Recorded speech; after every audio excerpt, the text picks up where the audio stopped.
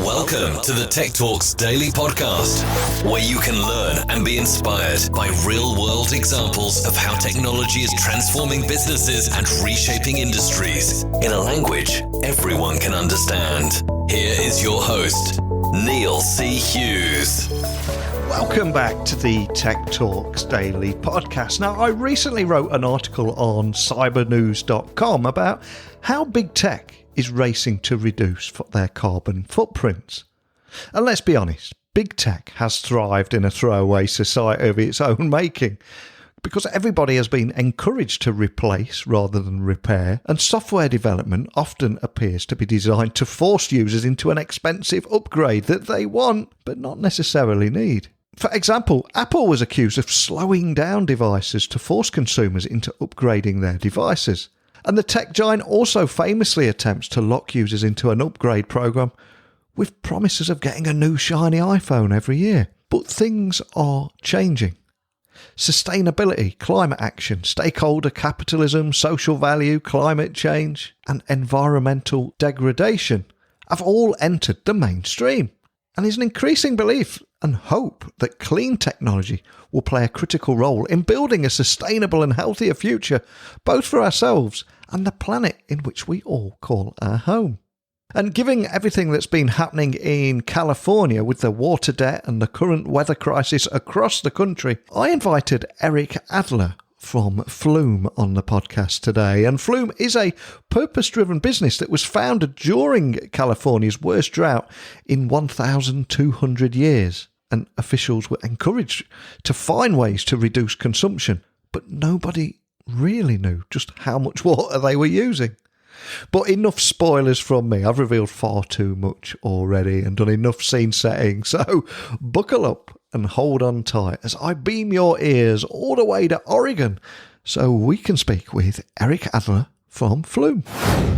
A massive warm welcome to the show. Can you tell the listeners a little about who you are and what you do? Yeah, absolutely. My name is Eric Adler. I'm the CEO and co-founder of a company called Flume, which is a tech startup based on the Central Coast of California. And we're focused on water conservation and helping customers protect their homes from damage, and helping cities understand how and where water is being used throughout the district. And it is incredibly important in the district. And we will have people listening all over the world. So for those people, Flume is a purpose-driven business that was founded during California's worst drought in 1,200 years. But can you tell me more about the story behind the company and the kind of problems that you set out to solve from the outset? Yeah, so me and a couple of friends at Cal Poly San Luis Obispo, we kind of were keenly aware of the drought that was happening in California. Because we used to always go up to the lake, you go boating, and around 2015, there really wasn't a lake anymore. Like there was a huge reservoir, and it was essentially gone because of the drought conditions. So we saw it firsthand. We started diving deeper into the research on it, and just realizing how massive of a problem it was, not just in California, but nationwide, how many trillion gallons of water was being wasted by U.S. homes every year. And so we kind of went on a mission to solve this, right? We actually took it on as a senior engineering project. And once we graduated, we went all in on it, focused on building a company, and been doing that ever since. So it's been quite the journey. And here we are in 2021, and Flume now puts the power of water consumption and conservation directly in the consumer's hands, protecting their home and improving their relationship with their most precious resource. But can you share how you do that and the technology that makes all that possible? Yeah, so it's a pretty difficult engineering problem actually to like capture water usage. Generally, you need to like cut a pipe and have a plumber come out and install some complex system, which for the vast majority of homeowners is just way too large of a barrier to entry. So we wanted to make that really, really easy. And most homes out there have a water meter. That's how the city reads your usage. That's how you get billed for water. And what's interesting is the way that those work generally is there's a little magnet inside of them that spins, and that's what spins the register on top. So we actually created a sensor that just goes on the side of the existing meter. It essentially straps around it with a little rubber band, and it captures all that data going through the meter in real time. So instead of you getting one data point per month with your water bill, we now capture about 500,000 data points per month and provide that back to the homeowner as well as the water utility. It's very easy to get up and running. So that's how the system essentially works. And just to bring to life what we're talking about here, are there any, can you share a few methods where just highlight how tech is being used to make homes more sustainable and more water and energy efficient? Because I think it's incredibly cool what you're doing here. And I'd love to hear some stories that will just bring all that to life. Yeah, absolutely. I mean, there's people doing this and companies doing this on the water side like us. There's also companies doing this in the electrical space where they're capturing real-time data on electrical usage. Of course, companies like Nest, which, there's Google now, was one of the early ones to start monitoring like your HVAC system and find ways for you to reduce consumption there. And so I think the root of the problem with homes, and the reason there's so much tech around homes now, is there was no data around all these things you're using on a monthly basis, right? Your heating, your cooling, your water usage. There's so many ways to make that all more efficient if you're just able to capture information on it. And so that is why, so many companies are going into this space and solving a major problem and having like a real tangible impact on a homeowner basis, but also on a citywide basis. So it's pretty cool what's happening there. There's plenty of kind of IoT products that may not have that much value, like a connected toaster oven or something like that. But I do like to see all the valuable ones that are really making a difference on terms of the resource side. And there are a lot of big news stories around this area at the moment. There's someone working right in the heart of that industry. Are there any tech trends in using technology to address changes in the climate, such as fires, floods, and hurricanes? Is there anything that you're seeing around that?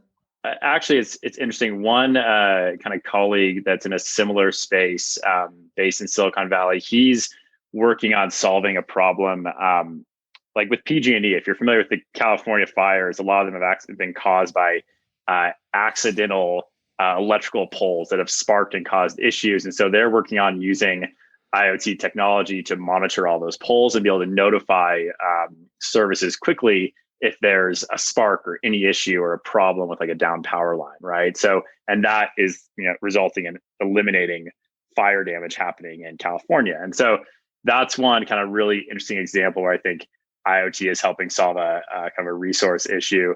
And then it's of course great to see Musk, for example, is putting $100 million behind the carbon fund in order to reduce carbon footprint and find ways to kind of take carbon out of the environment. So I think there is a lot of emphasis and investment going into this space right now. There really is. And even the big 5 tech companies are all working towards being carbon neutral or carbon negative as well. So I'm curious, so is there anything in particular that excites you on technology's increasing focus on sustainability? Because like I said, it is a huge topic right now. And I'm sure you've seen a few things that particularly excite you, but does anything really stand out? Yeah. So, I think just in general in the market, it's like there's so many typical SaaS companies out there that are helping businesses acquire customers faster and, focused on getting people to check out at carts and do things like that. And there's plenty of companies that are becoming very successful and generating a lot of money doing that. But I'm really, really happy to see this emphasis that's going more towards the environmental sustainability side of the business, right? And venture capital funds are going that way because if we're really trying to sustain businesses long-term, sustain the environment long-term, we need to have the VC world investing in that. And I think now you can really see a shift where, you have the Gates Foundation, for example, it's putting real money behind this and is helping move the ball forward in terms of sustainable solutions. There's plenty of companies out there that are having a huge impact. I love seeing what's going on in the space. So yeah, I just think it's great that so much money is putting behind the problem now. And I'm feeling pretty bullish on us as a community solving some big issues here over the next 20, 30 years.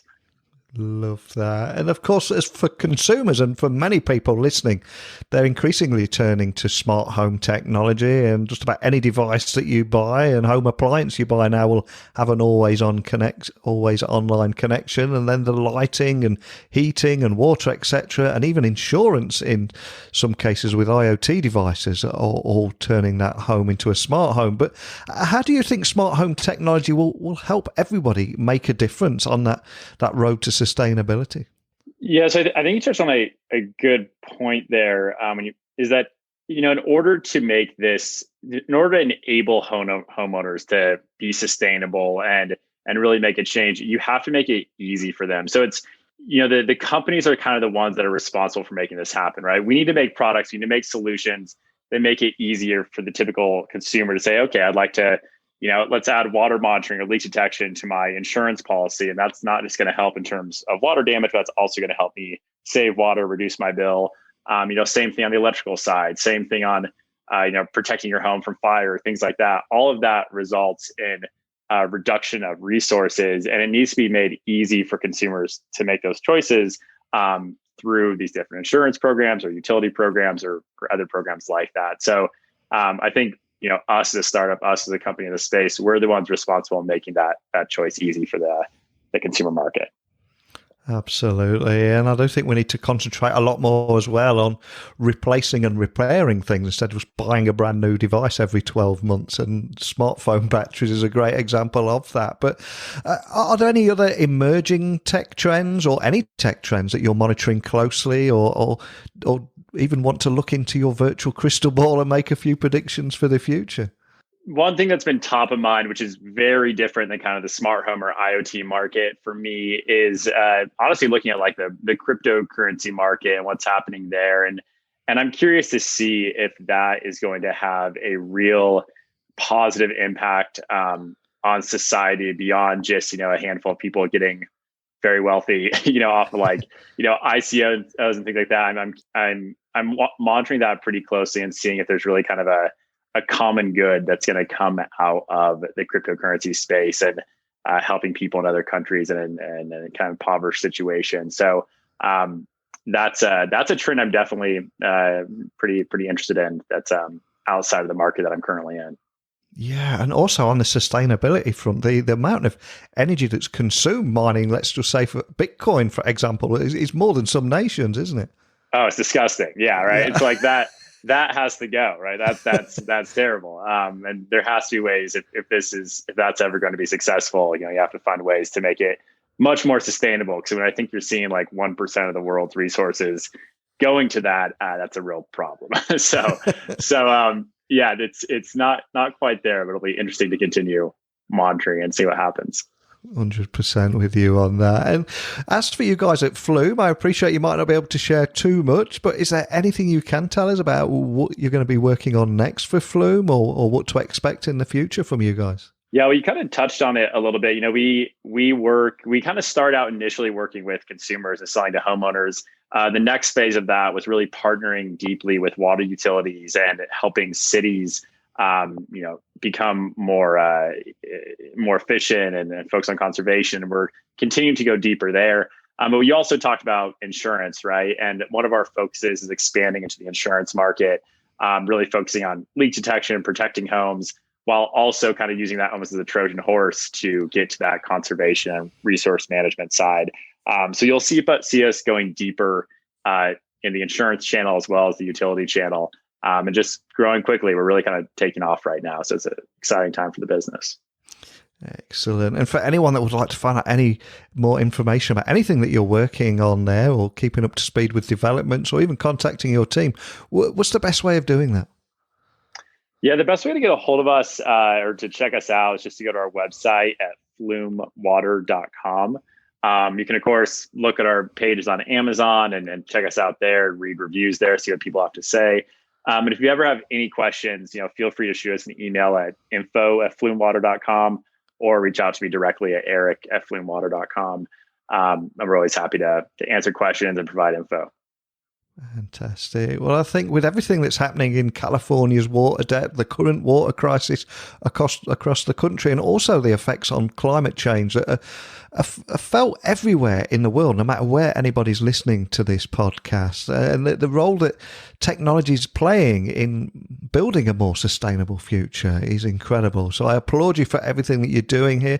I'd love to stay in touch and see where it leads and maybe get you on a little bit later on in the year. But more than anything, just thanks for joining me today, Eric. Yeah. Thank you, Neil. This was great. And of course, reach out if you ever want to do a follow-up and get some more info. Eric had actually designed Flume when he was a grad student at Cal Poly, and he was just looking for a way to provide a better way to share high-definition water data with people and the communities that they live in. And fast forward a few years, and now Flume puts the power of water consumption and conservation directly in consumers' hands so they can protect their home and improve their relationship with, let's face it, what is our most precious resource. It really is a fantastic story, and I'm conscious a lot of the topics that we've discussed in today's episode will resonate with everybody listening, no matter where you are in the world. And how are you dealing with climate change in your community? Is technology involved? Are you working on a solution to help solve some of the world's biggest problems? What have you seen? What have you heard? What do you like? What do you not like? Whatever it is, even if it's just a quick question, please, I implore you to email me, techblogwriter@outlook.com. You can get me on Twitter, LinkedIn, Instagram @Neil C. Hughes. Don't just send a follow or connection request. Introduce yourself. Say you listen to the podcast. You'll get an instant reply from me. Tell me what you like, what you don't like about that as well, what you'd like to see more of. But I would like to focus on hearing more stories like this. And when I think that you're all listening in 165 different countries scattered all around the world, it's like we're all each other's eyes and ears. And that's why I created this platform, to get those stories that you hear and share them to the whole world. That's why technology works best, when it brings people together, right?